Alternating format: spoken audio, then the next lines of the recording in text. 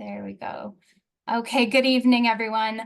My name is Anna Solberg, and I have the honor of being the Pocono Region Field Coordinator here at Conservation Voters of Pennsylvania. Welcome to tonight's event, Voting for Change. We're excited to discuss the many ways our democratic process, whether by policy, funding, or voting, directly impacts our environment. Thank you so much for joining us.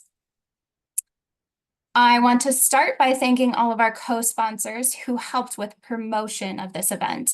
We have the honor of co-hosting this event with Action Together NEPA, the Monroe County NAACP, Clean Water Action, Clean Air Action, the Sierra Club of Pennsylvania, and Common Defense. Each of these organizations does exceptional work to help with both democracy and environmental protection, and I thank them all for their help in putting this event together. I would also like to give a big thanks to our speakers tonight, who are branching outside of our state and spanning the US. We're crossing it all, y'all. We will begin tonight's event with Conservation Voters of Pennsylvania's own Katie Bloom, our Political and Legislative Director. We are also joined by Senator Art Haywood, representing Pennsylvania's State Senate District number 4. And we have the lovely Victoria Stewart, who is the Advocacy and Outreach Director at the Michigan League of Conservation Voters. So, without further ado, I'm going to pass it over to Katie Bloom, who tonight also wears the hat of Council President for Millheim Borough in Central PA. And I'm going to spotlight you. Sorry, one moment. Okay, there you go, Katie. Thank you, Anna. So first I want to talk a little bit about why democracy and elections and voting are so important to the environment across the country and particularly in Pennsylvania. First and foremost, the most important thing is you cannot have a healthy environment without a healthy democracy. And achieving meaningful progress on climate change is more difficult without a just and equitable democracy that works for everyone, especially in communities that face barriers and are historically excluded from the electoral process, including communities of color, rural communities, communities with low wealth, people with disabilities, our youth, and our elderly. And the power to fight back against corporate polluters and hold elected officials accountable starts with our ability to have every voice in every community represented in our democracy and in our government. And it is not a coincidence that communities that are the most affected by environmental injustice are the same communities that have been historically denied safe and secure access to the ballot box. Starting since 2021, so after the 2020 election, 18 states have passed 34 restrictive voting laws, which have disproportionately silenced Black voters and other voters of color, and lawmakers in 39 states have already considered at least 393 restrictive voting and elections bills. And we really need to make sure that when we put people and give them access to that ballot box, they care about the environment. And it kind of goes both ways. And we know here in Pennsylvania that a significant number of voters in Pennsylvania, and there's a recent poll that we can certainly send out afterwards that was done in August, that I want to say it was 72% of voters in Pennsylvania care about climate and clean energy. We know also that and in this hyper-partisan time right now, especially around the environment, an overwhelming majority of Republicans and independents and Democrats all agree that addressing clean energy and climate are very important. So this is why we talk about democracy and access to voting in conjunction with environmental policies and enacting long-lasting change for our communities. So that's why we do what we do at Conservation Voters and with several other of the partners that Anna listed out at the top, organizations like Common Defense, Sierra Club, NAACP, et cetera. We all work on respective issues, not just the environment, but making sure people have access to the ballot because it helps move all of us forward together. And CVPA does that on the environmental side, from electing and endorsing and evaluating folks in government. I do want to start and kind of come to a local level before I introduce our first speaker. And we can pull up a slide. I'm going to switch and put on my local council president hat for Millheim Borough and talk about why elected officials at every level of government truly matter. This is the borough of Millheim on Main Street in central Pennsylvania after 5.5 inches of rain in an hour and a half. The town was flooded, not all of town, but this is our Main Street. This is a major thoroughfare. Those of us on council, we are pro-environment. We know that even though we are in rural Pennsylvania, it is important that we provide good infrastructure for our residents and to improve on infrastructure so things like this don't happen. But something that I want to highlight here is we actually have, although this is a state road running through the middle of town, if you see the state sign there, we have drainage. We have drainage on this street. You know, the creek that runs through town didn't even come over its banks, but it was high. So how did this happen? Where's the climate resiliency?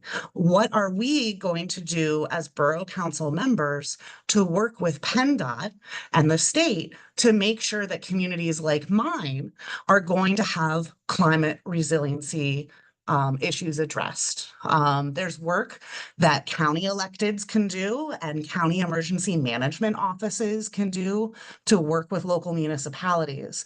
But if you do not have local elected officials who care about the environment and things like resiliency, I could easily see another elected official going, oh, this is PennDOT's problem. Well, no, this is a community problem. And now folks in our community, because of the way we as elected officials in this town have been talking about this, is we know that this is a bigger problem. We usually don't get 5.5 inches of rain in an hour and a half. And that is because of increased extreme weather due to climate change. Luckily, I won't say it's like a happy ending, it's a long-term process, but we are looking at climate resiliency things.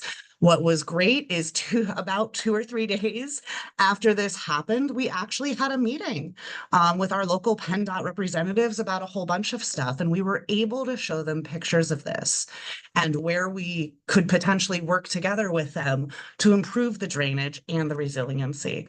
It's going to cost something, and that's something we're going to have to think about.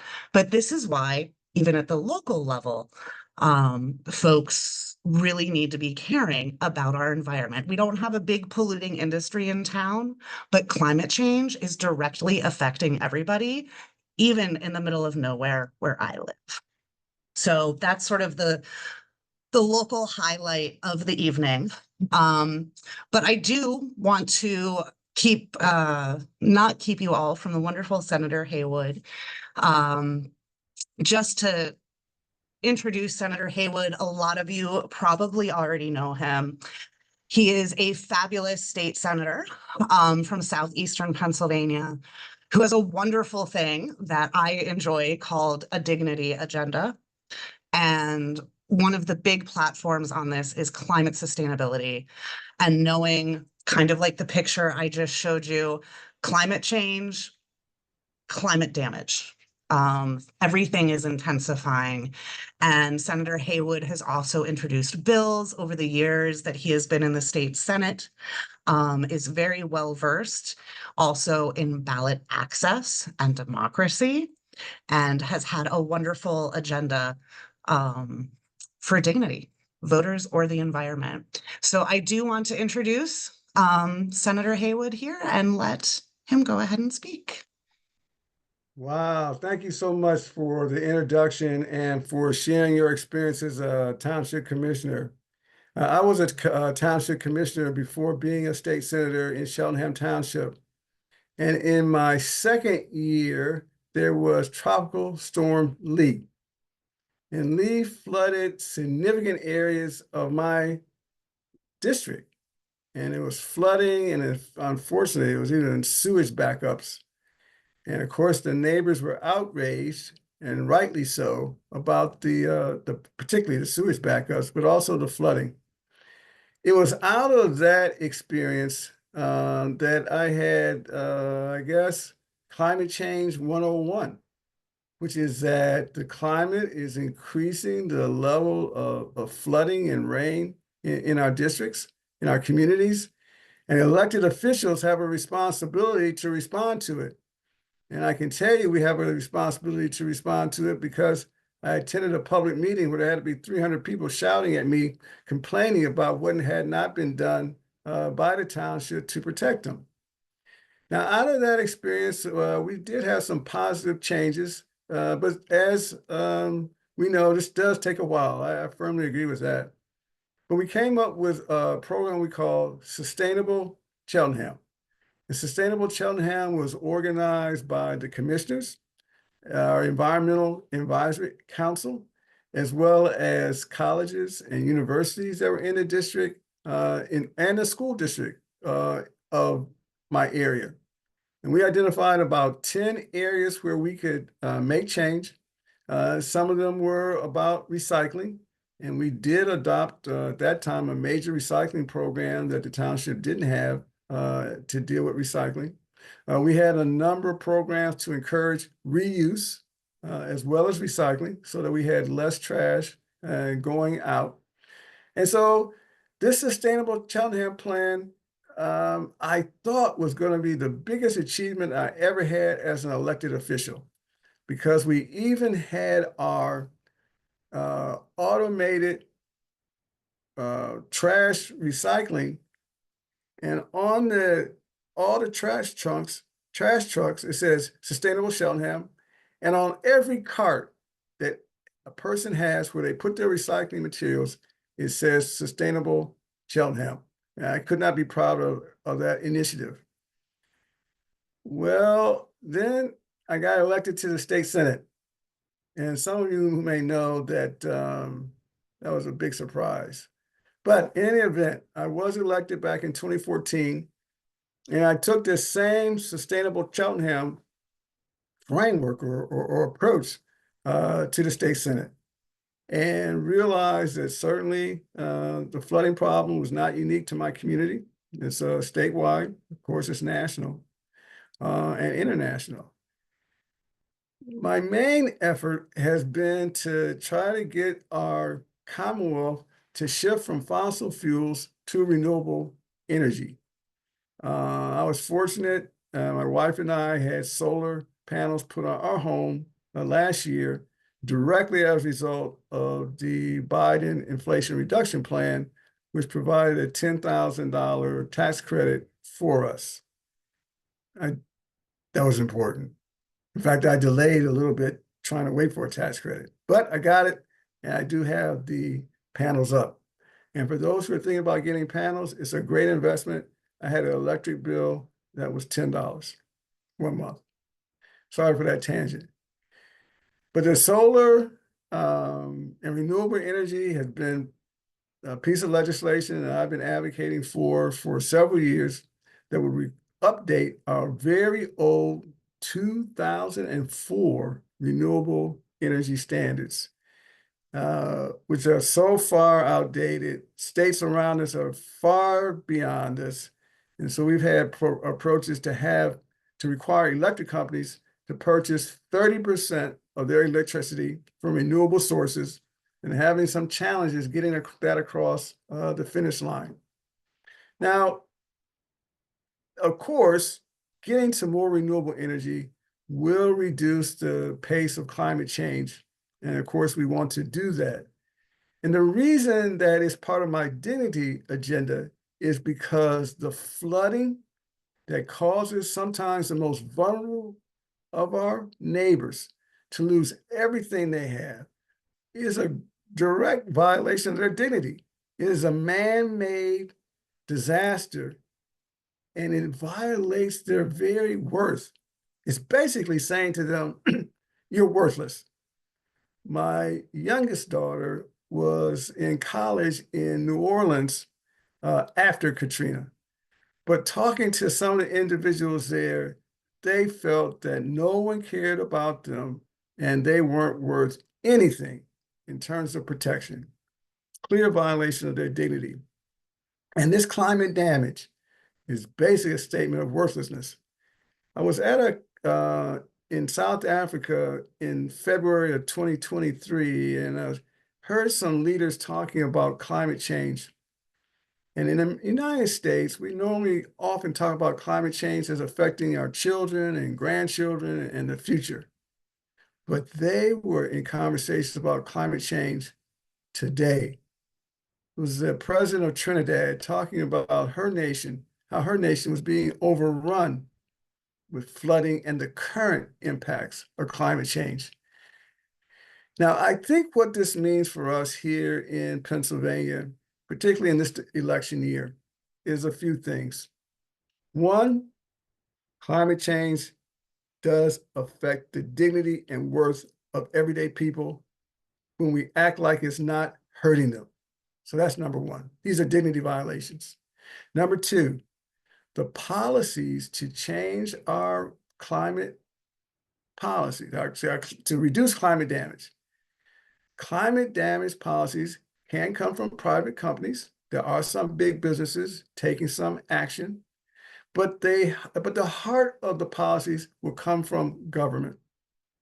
And that will be in the form of creating disincentives for climate damage. And will also come in the form of creating incentives for climate sustainability. And on the disincentive side, you've heard many proposals for carbon tax to acknowledge the real cost.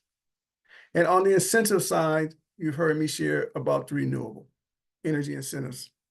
Now, all of these core decisions about policy, that is the incentives and the disincentives, are made by elected officials. They're made by governors. Governor Wolf proposed that we get involved in RGGI, which is a regional initiative to create a cost for using fossil fuels. Governor Shapiro, who is elected, has proposed a different system, but he's also proposed some big improvements in incentives for renewable energy. Elected officials are only there because of the voters. And so I try to help individuals understand that voting matters, and it matters because we can see the decisions and policies of some top elected officials. In this case, Governor Wolf for RGGI and Governor Shapiro for better renewable policies. There's not a way around the decisions of these elected officials, because I am very familiar with the elected officials who want to end RGGI, who want to end the renewable energy incentives. So the role of voters is largely the accumulation of votes in order to get elected officials who will decide that climate sustainability is a priority. Now, after the elections, however, I have been a big advocate for what I call citizen advocacy. And this is getting citizens to go and meet their elected officials and be very clear with these elected officials that they will hold them accountable for their votes. You know, I always share that we elect the citizens, they hire us, and they can fire us. That's every 2 or 4 years, depending on the term. But in between the term, while we're in office, is when critical decisions are being made. And that's the time where the voice of the citizens is so important. I'll never forget in my first month, I was getting lobbyists after lobbyists after lobbyists, and I said to my staff, when do the people have something to say? So this voice of citizens is critical and very influential, much more so than individuals recognize. We do have as I'll conclude with the special challenge that we have in November of 2024 at the national and at the state level. And I have encouraged people to vote for dignity, vote for their dignity. And to me, what that means is we need to vote for individuals who realize that the climate damage is occurring and will take steps for sustainability. And that's at the contest for president, but also at the contest for state house and state senate, US Senate as well. I'd be glad to take any questions that anyone has about where we are as a nation, but we have seen report after report after report that the world is close to being out of time for making a difference.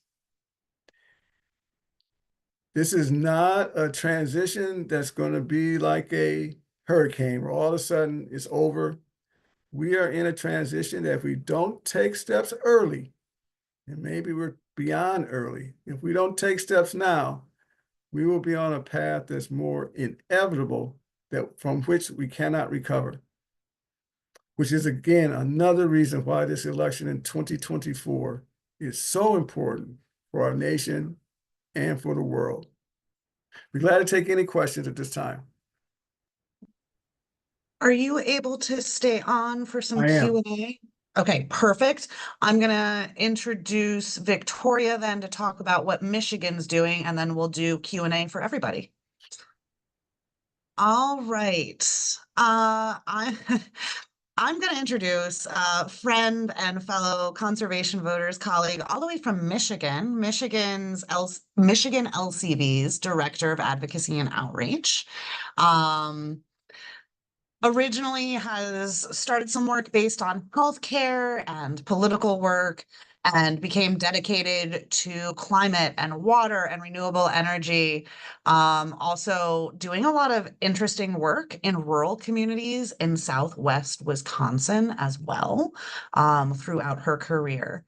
So we're really excited to hear what she has to say about some of the amazing work that she has recently done with her colleagues up, in the upper Midwest. Thank you so much, Katie. It's a pleasure to be here with you. So my name is Victoria. I use she, her pronouns. I'm currently based in St. Joseph, Michigan, which is literally on Lake Michigan here in the great state of Michigan. We've done some incredible work over the last 2 years after electing a conservation majority to our legislature and retaining our governor.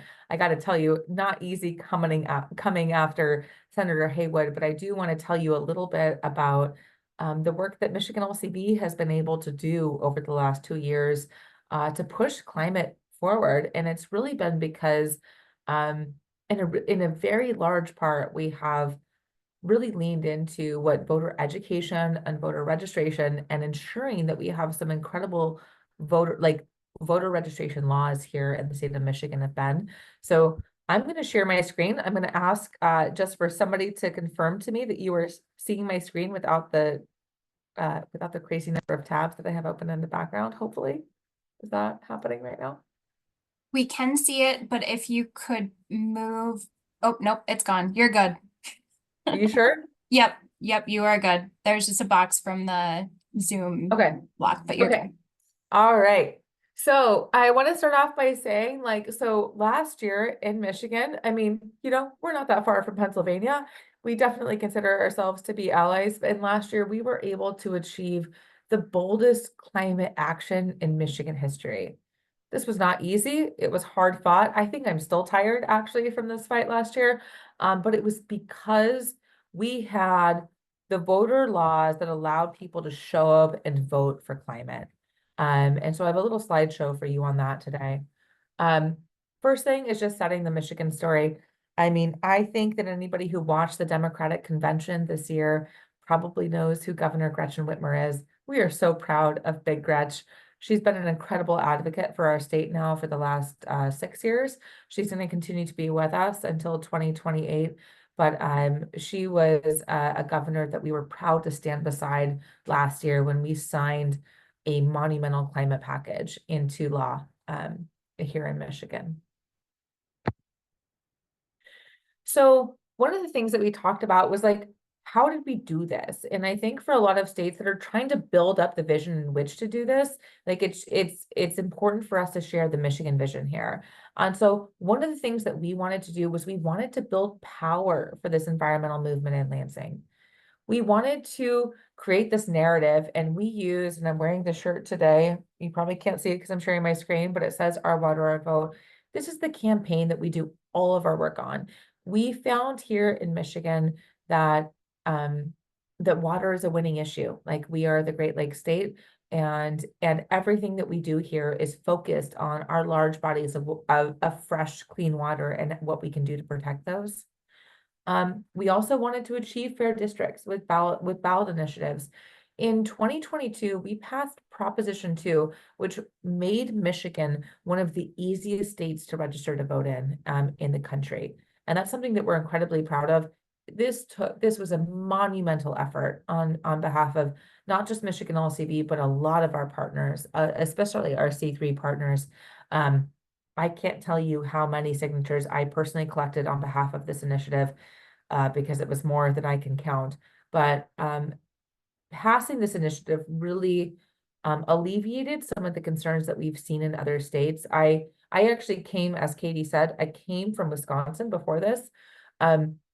The very same year that Michigan was passing or was getting ready to pass some of the most progressive voter registration laws in the country, we saw our very neighbor, Wisconsin Supreme Court shut down 534 ballot boxes across the state.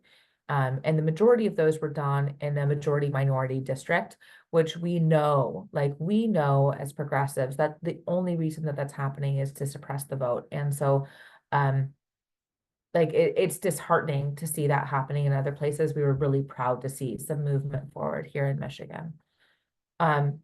We also executed unprecedented electoral programs to help secure what we call an environmental supermajority here in Michigan.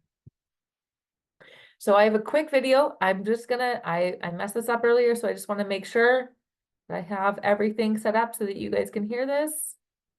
Can I get a thumbs up from someone like Katie or Anna if you can hear the sound?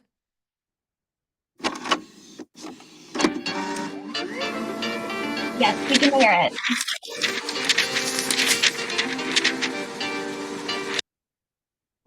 Oh no, that was my fault. Sorry.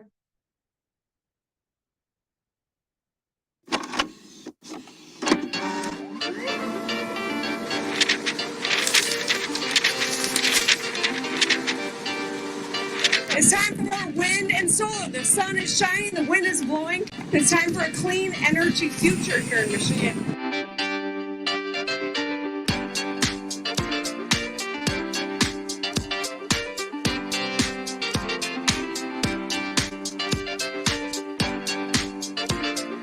A momentous night for Michigan Democrats. Not only did the Democratic incumbents win the top of the ticket, but power shifted in both parts of the state legislature.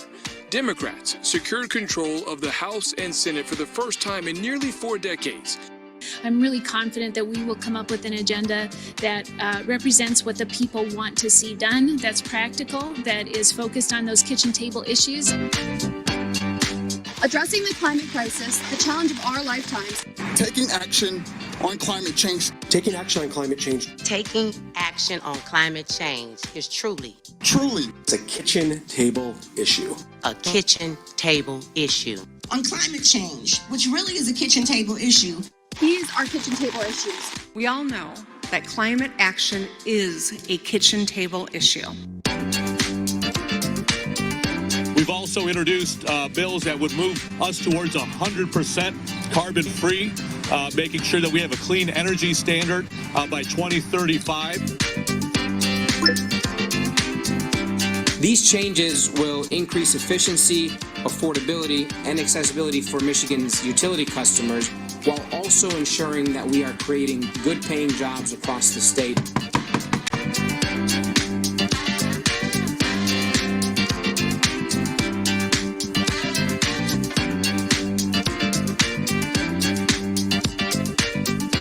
I'm passionate about really just taking hold of this moment and this opportunity for the state of Michigan to be a leader in this transition to clean and renewable energy.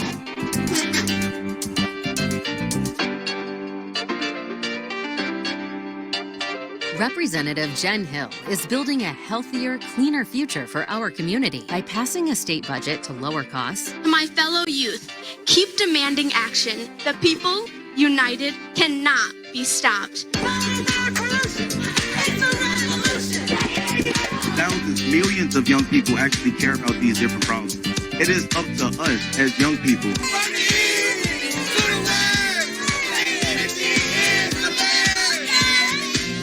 Madam Speaker, the question of final passage of Senate Bill 271. Majority of the members elected and serving having voted therefore, the bill is passed.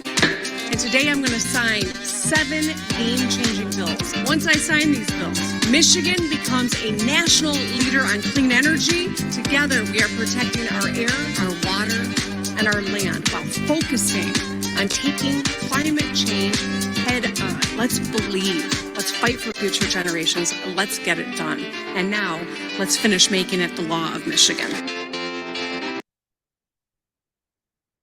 So I'll stop sharing there. That's always my favorite video to watch, mostly because I was there like every step of the way. And so all those things I remember, but also because we had so many people, like if you look at that video, you recognize that nobody was alone in that fight at any step of the way. In fact, every single thing that we did was alongside students, young people, voters, people who have previously been in marginalized communities. Like we were doing this alongside everybody, and we would not be where we are today in Michigan without the support of all of those efforts, like not just from the voters, but also from our partners in the C3 space.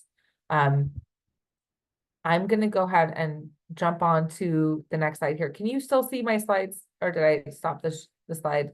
You stopped the share. Okay, here, let me jump back into that here. You should be able to see that here. Yep. So in order to do this, to start off, and like one of the things that we were really focused on was we wanted to make climate action a top priority for everyone. And we did this, like we know that young people in the state of Michigan, like they care about climate change. Like those are the individuals that are going to be most impacted by this, like the decisions that we're making right now in terms of fossil fuel drilling and the additional dirty energy that we're put into the grid.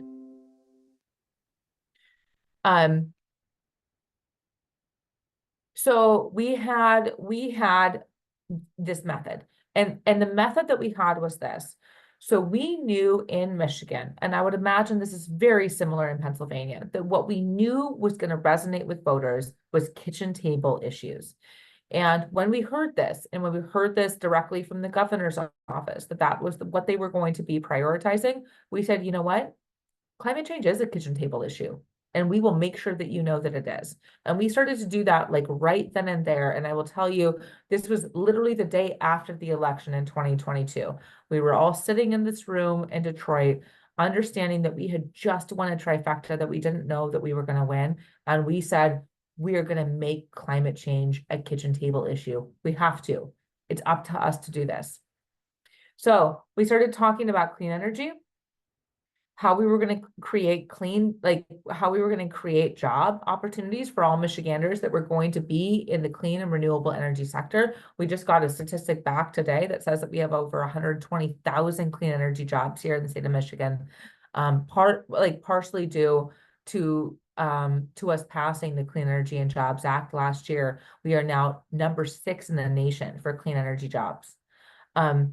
We also wanted to make sure that we were going to put money back in Michiganders' pockets. This was a massive thing that we wanted to do. Obviously, people are concerned about rising energy costs here, and we wanted to ensure that we were able to communicate a clean and effective message to folks that ensured to them that a transition to a renewable energy future was not going to cost them more money.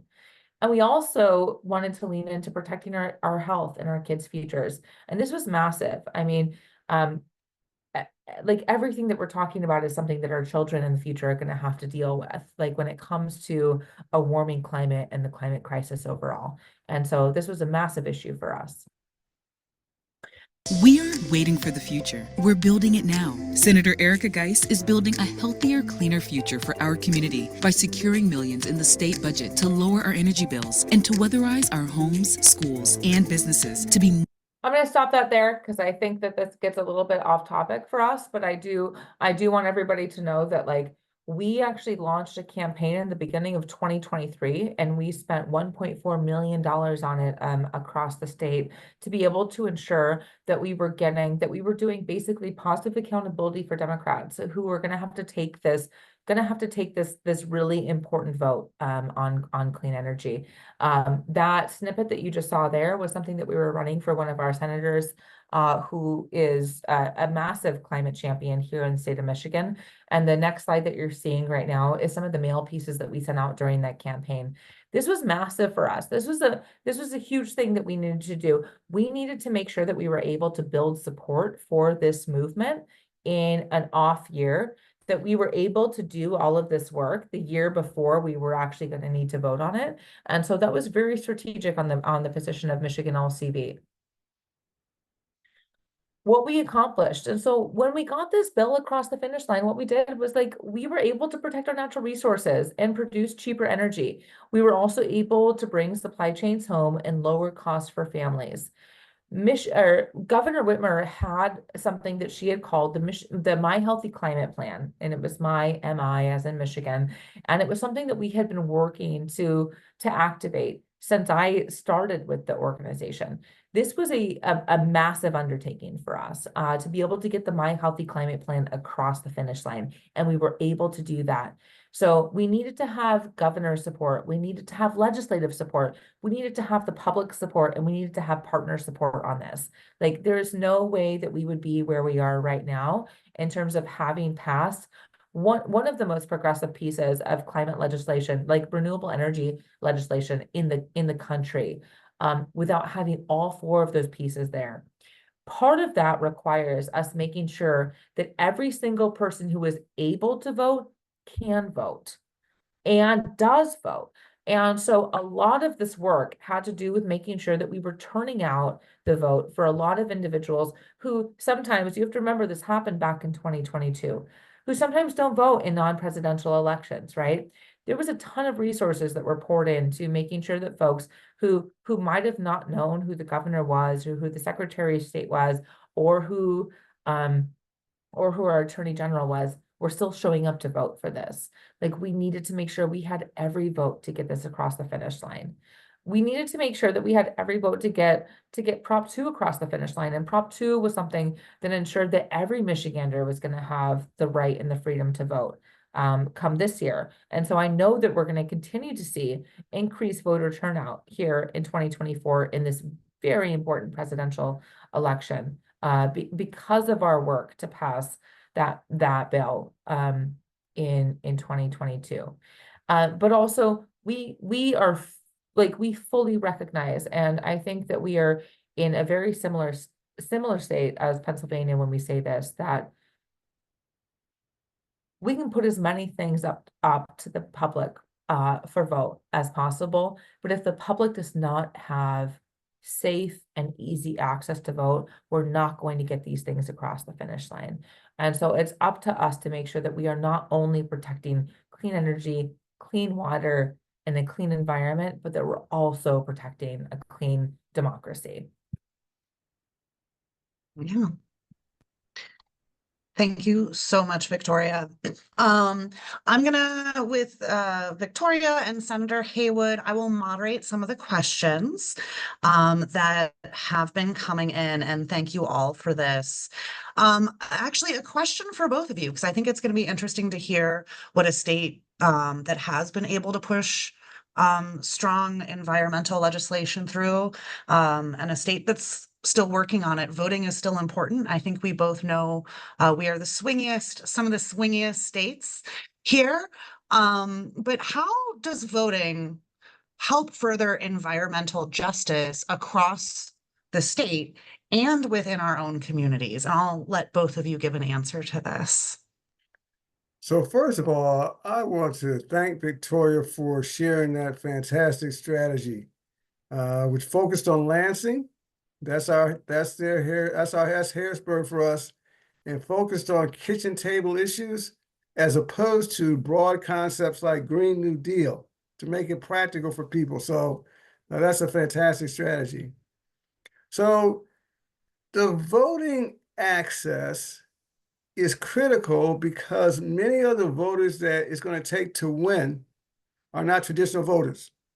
And if we don't have greater opportunities for those who are with us to vote, we're going to lose. So getting young people to vote is critical for winning because that's the constituency that is with us. Here in Pennsylvania, we do have vote by mail, which we need to maximize so folks can not lose time at work because they can vote at home.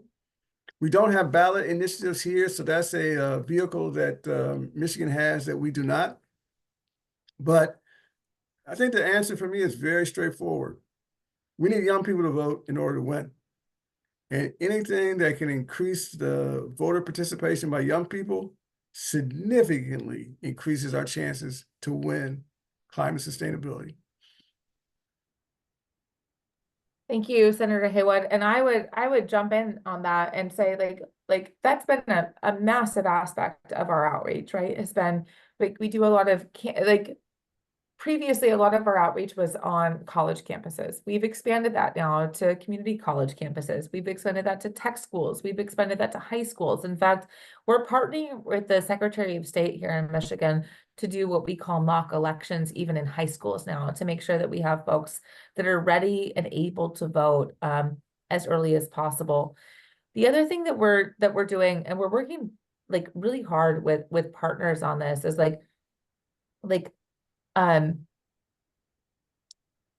well, I guess we just want to make sure that we're incentivizing a vote as well. And there's been a lot of talk around people not feeling super passionate about the vote this year, you know? And so we are using the climate message to be able to dispel that. And I can tell you that here in Michigan specifically, like we have state polling that we have done in the last 30 days that shows that even for our Supreme Court races, the environment and protecting clean water and protecting reproductive rights are like the top three things that we're talking about. And so being able to utilize those issues, like we just always here in Michigan talk about water winning. Like we have to utilize these things that individuals are going to feel compelled like to vote about.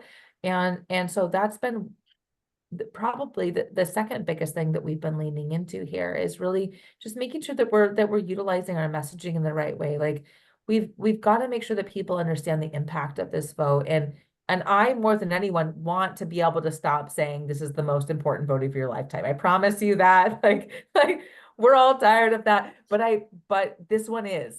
It really is. We need everyone to vote. And I promise you that we're going to work to make sure that like not everything is going to be as dire as it is right now.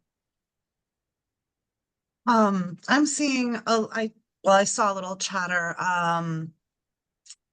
a little bit ago, and I just kind of want to flag something that is interesting here. I saw some folks commenting on rural Pennsylvania. My town is 850 damn people in the middle of nowhere. It is majority people who belong to a party that deny climate science. But every elected official, from our constable to tax collector to mayor to council, are people who believe in climate science, right? And at the local level, when you have those local conversations, when you remove buzzwords, and Senator Haywood spoke to it earlier, when we make these, kitchen table issues and not a Green New Deal, when we are talking in these small, less access to higher education, maybe, social media algorithm, dark communities throughout Pennsylvania, having those conversations in ways in local communities that make those kitchen table issues. I can go back and talk to the voters in my community and say, I don't want to raise taxes to do this. Will you guys come together so that we can make our town more climate resilient, and we have a community event, planting riparian buffers or something, right? So there's things that we can do at that super local level to get people to change some of that. So I'm anti-rural bashing here. We're not gonna bash our rural friends. Can I tell you, if I could just jump in for 1 second, Katie, I just want to share, like, listen, I am not the person that would normally talk about rural values. I got to tell you, I'm not even the person that would normally talk about Midwest values. Like, I grew up in Southern California, and Katie's probably going to kill me for even saying that out loud, but it's true. I did. I moved to Wisconsin with my partner, and I ran my very first campaign I ever ran was in the largest agricultural district in Wisconsin. And I was working for the Democratic Party of Wisconsin at that time. And I have to tell you, I had worked with a lot of union people before, and I was working with more farmers that year. This was 2018 than I had probably never seen a cornfield that large at that point. And I have to tell you, like, the things that those folks were going through, like the issues that they were dealing with, there were things that I had not dealt with before. And I also have to tell you that I had also been privileged enough probably to live in places where I had never seen Trump flags flying high before in 2016. I really hadn't. And I was now thrown into a district where I was seeing all of those at the same time. Like, I remember going door to door there and talking about the impact of local politics, talking about the impact of state politics. Like, those were the areas where we made a difference. This was a district that went for Trump by 6 points, and it also went for our Democratic state legislator candidate by 3. Like, this was a really important thing. And the 3 things we were talking about at that point were environment. We were talking about PFAS. I remember there was a guy that came to me that said, he was a very old man. He was a 3rd generation farm he had. His farm had been poisoned by PFAS foam that firefighters had poured on his land when his barn caught on fire, and it had destroyed half of the land that his family had worked for 3 generations to grow. We were watching one dairy farm a week die in Wisconsin. Like, all of these things were environmental protections at this point for me. Like, all of these, like, when you talked about PFAS contamination, you talked about well water contamination, and you talked about the impact on family farms. I mean, all of this stuff was kitchen table issues in the biggest way that anybody could imagine, honestly. Like, our issues are kitchen table issues when we talk about them. And it was a massive thing there in Wisconsin. And I do believe that that's the message that we need to take forward in every community that we're in, because we are the ones. And, like, I'll share this really quick story.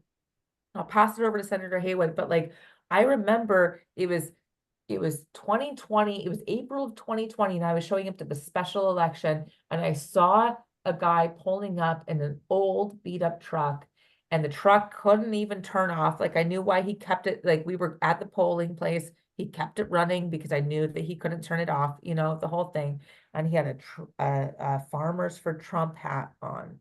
And I remember thinking, like, you're voting against your own interests right now, dude. And I remember thinking that, and, like, wanting so much better for him than I know anybody else did in that community.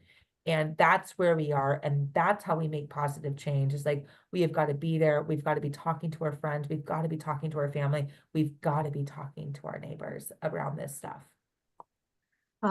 In the interest of time, I want to make sure we get Senator Haywood, with what you're seeing, whether it's legislatively on the ground, hearing from other folks in the caucus, et cetera.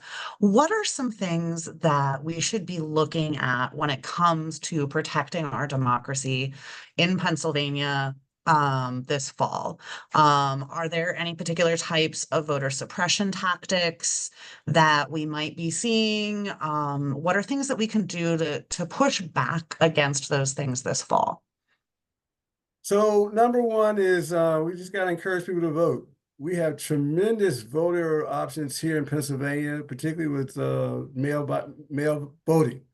And so we've got more access to vote in Pennsylvania than we've had in decades with the vote by mail.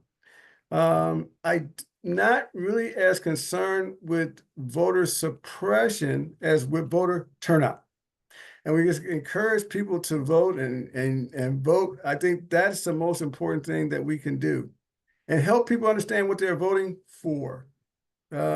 Most people in my district are not voting for or against democracy. The democracy is too general of a term, too abstract. In fact, I don't talk to people about voting for democracy. We want people to exercise their vote so they maintain their right to vote and get the policies that are so important to them. The last thing I would like to say on this why vote question is, I think it's a mistake to ask people to vote for the purity agenda. The purity agenda is, in this case, the Green New Deal. People may have no idea what the Green New Deal is or isn't, but do you want to stop flooding in your neighborhood? Yes. Do you want to save some money on your utility bills? Right? Do you want to have weatherization of your home? These are more practical questions that clearly are environmental, but will attract people to the cause.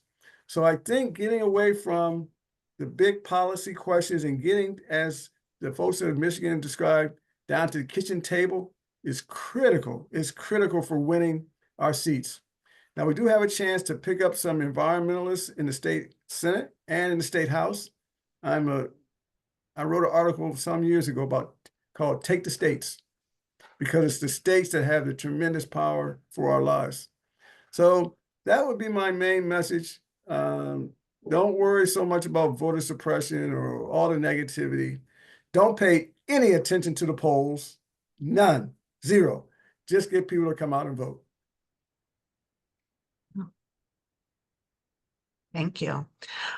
In the interest of time, I am going to let you all know we have a whole pile of other questions that have been submitted. So we're going to do answers. We try to keep these tight because we could talk for a very long time about all of this. So I just saw a new question come in here in the chat, but we'll be sending an email out to all of the folks, and we'll work with our team here to get that out to everybody. But I do want to pass it over to Anna for one last question, Anna, that I am asking you. How can folks make a difference in these next few weeks? Thank you, Katie. That is a terrific question. And certainly, as we've all heard and learned here tonight, your vote matters. Every vote matters. And in order to ensure that people know best how to make their voices heard, we are working diligently this election to ensure that every vote is counted and people feel safe at the polls. We know that a strong, healthy democracy and representative government is necessary to protect our environment and our communities, and especially those that are most impacted by climate change and pollution. So at CVPA, we are doing all that we can to ensure everyone knows, again, when to vote, where to vote, and how to vote so that they can make their voices heard. So as we've heard a bit tonight, voting by mail is still fairly new in Pennsylvania, and there are a lot of specifics when it comes to making sure your vote by mail ballot is counted. like filling it out correctly and ensuring it's received on time. There's a weird envelope that you have to put into another envelope. There's a lot of delicacy to it. So later this month, we are going to be opening up a phone bank to connect with vote by mail voters. Those people who have specifically said that they are voting by mail. But there are thousands to touch base with, and we need your help to get the job done in time. We're getting down to the wire here, and we will offer training and all of the resources you need, making it as easy as possible. So that is one of the big options here to help out in this election. We're also offering additional opportunities like working the polls, which is actually a paid opportunity. One day and you get paid. It's a good deal. Helping us recruit other volunteers to do this work. If you can't do it, help us find other people that can. And even things like writing a letter to the editor to continue getting the necessary information out about voting. We will be including a sign-up link in the follow-up email so you can add your name to the list. We'll reach out to you directly and see how best we can align your skills and your passion and your schedule to these many volunteer opportunities. So keep an eye out for that. Or just right now, let us know in the chat if you're interested and we'll reach out to you even sooner. So drop it in the chat. Now, to get off the soapbox, to wrap up here, I want to give a big thank you to our speakers for sharing their thoughts and expertise with us tonight. Thank you, guys. Thank you again to our co-sponsors for their work in helping get everyone here tonight. And a big thank you to all of you who took time out of your busy lives to educate yourself and gather ideas and make a difference for our democracy and our environment. We will be in touch within the next week or so with the recording and any resources that were shared tonight. And like I said earlier, feel free to share any of that information far and wide. It's not just about the people that we're talking to here tonight. It's about everyone that we can reach with that breath. So thank you all again. Have a wonderful night, and please get out and vote on or before November 5th. It matters to you, it matters to our democracy, and it matters to our environment. Thank you all so much. Have a good night.